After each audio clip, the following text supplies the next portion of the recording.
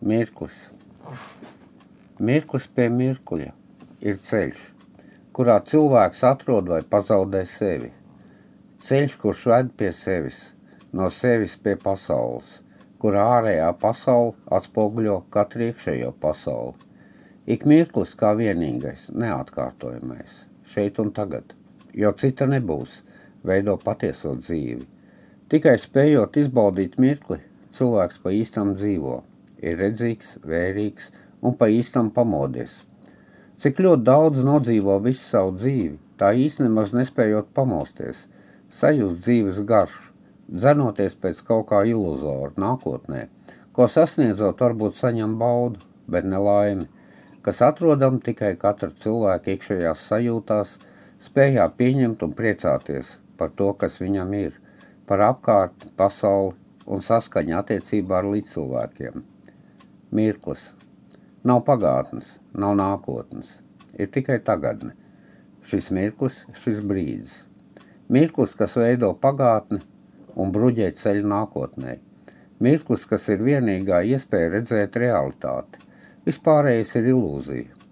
Mirklis, kad patiešām mīl, kad piedod, kad nodara pāri, kad darbojās cēloņu un seku likums, kad ir rīcība un atbildība.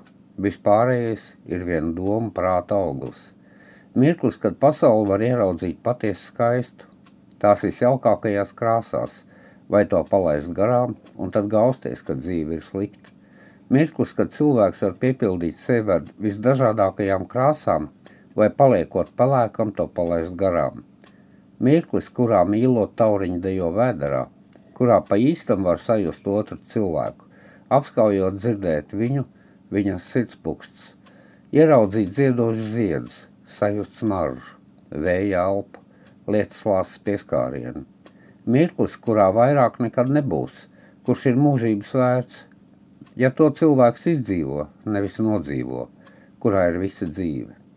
Ik mirklis ar mīlestību piepildīts, veido kopējo mīlestības enerģiju, kur kā balons paceļas gaisās debesīs, visumā, un pārplīstot atgriežas kā mīlestības lietas, kas nolīst pār katru cilvēku, un kuru var katrs izbaudīt, tikai izdzīvojot mirkli, mīlestību saņemot un atdodot, negaidot no citiem kaut ko, kaut kad nākotnē. Viss ir šeit un tagad, šajā mirklī, šajā brīdī, ikvienā un katrā.